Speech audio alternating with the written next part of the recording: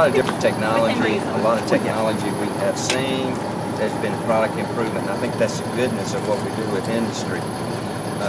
So we look at technology here with soldiers and then find improvements that need to be made. For example, we saw demonstrated yesterday robotics that can remotely dig a fighting position or dig a position without putting a soldier in harm's way. That's one of the key ones that I have seen that have been presently demonstrated.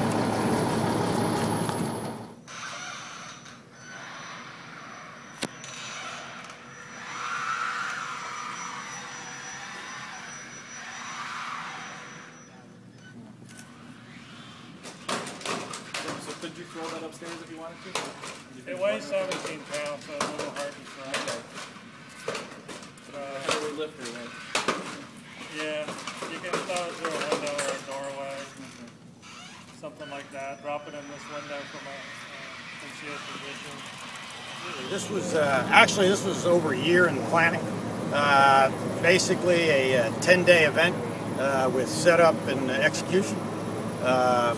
We ended up with a total of 74 different technologies.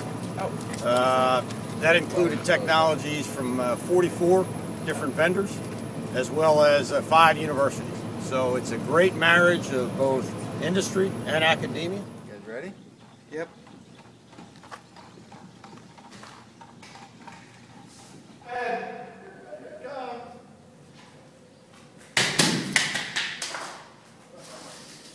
Right, so we need to, so part of what we do here is we collect data that helps us to validate the reliability of the performance of the systems, which then builds the confidence that we have in the performance of the systems and then ultimately what the soldiers have.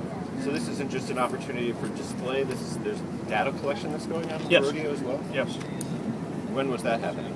That was happening prior to today.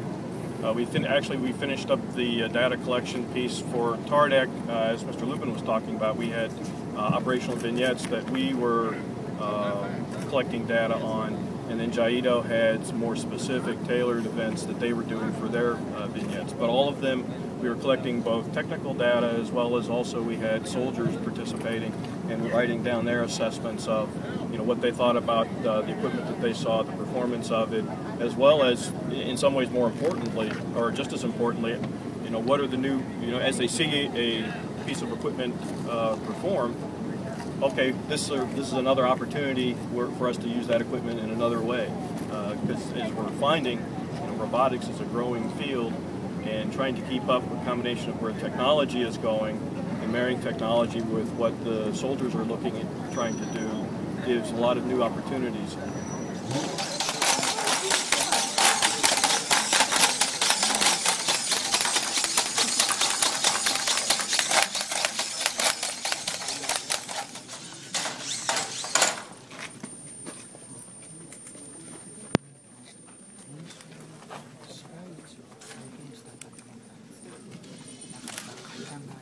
So this is a specialized gate for stair climbing with a sequencing of the legs designed to help it get upstairs.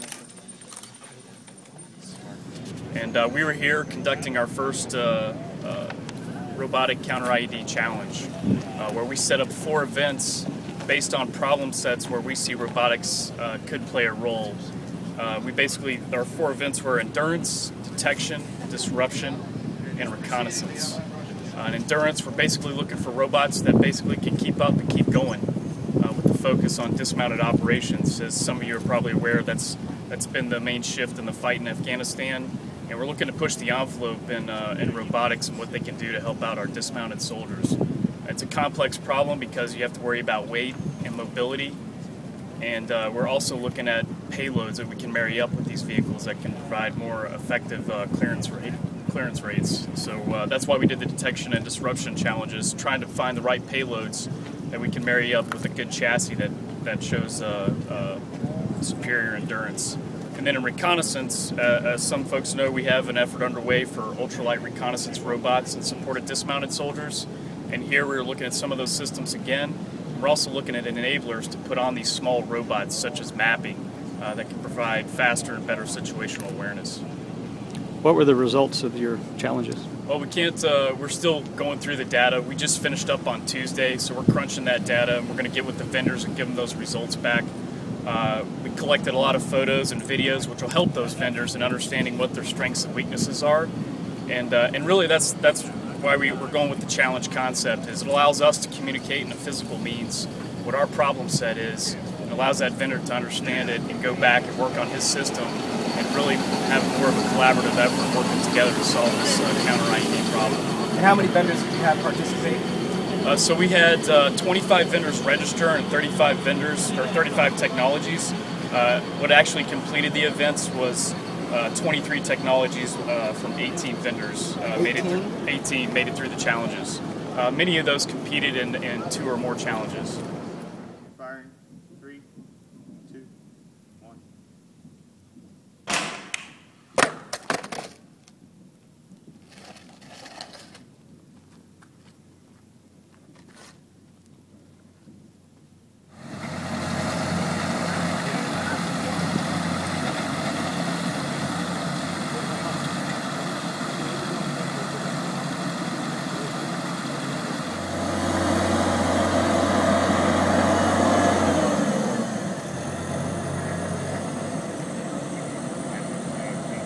Detect them, it destroys them. If there's anything in there. And what part of the system do you all make? You make the whole thing? All of it.